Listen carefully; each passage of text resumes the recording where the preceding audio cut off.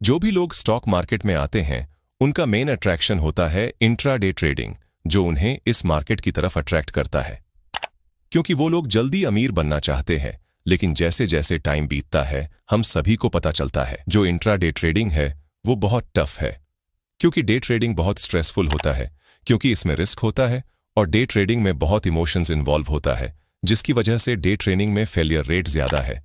तो आज के इस वीडियो में हम लोग जानने वाले हैं कि ट्रेडिंग के 7 ऐसे गोल्डन रूल्स जो आपको एक लॉस मेकिंग ट्रेडर से प्रॉफिटेबल ट्रेडर बना सकता है। तो अगर आप एक प्रॉफिटेबल ट्रेडर बनना चाहते हैं तो इस वीडियो को लास्ट तक देखना। तो चलिए वीडियो को शुरू करते हैं। रूल नंबर 1, रोबोट की तरह ट्रेड करें। जब हम डे ट्रेडिंग करते हैं तो हमें एक रोबोट की तरह ट्रेड करना चाहिए। इसका मतलब ये है कि हमें अपने इमोशन पर कंट्रोल करना चाहिए।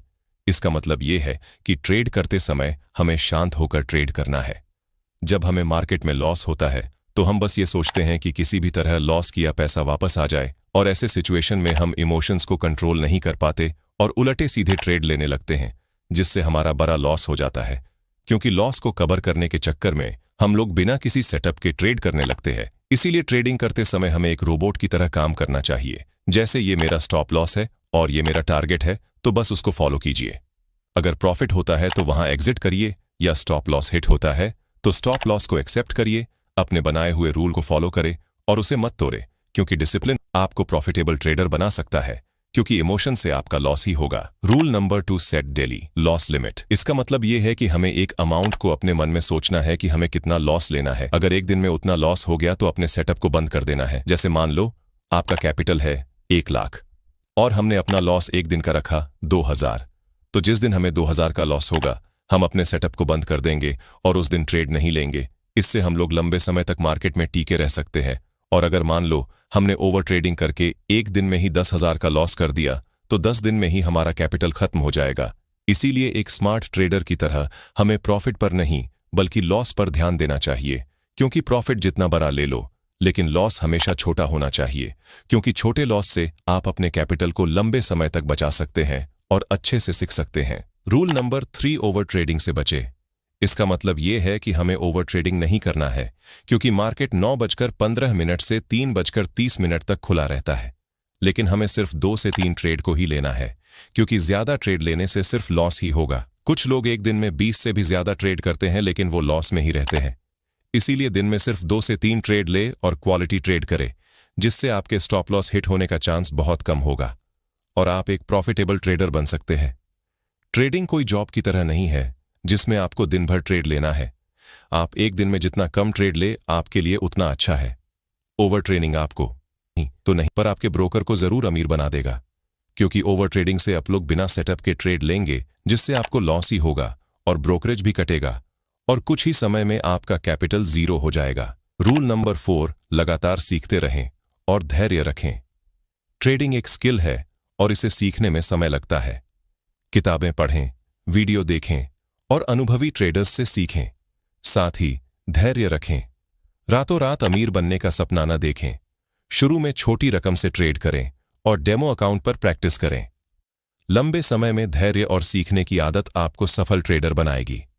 रूल नंबर 5, ट्रेडिंग प्लान बनाएं और उसका पालन करें। ट्रेडिंग में सफलता का पहला कदम है एक ठोस ट्रेडिंग प्लान बनाना।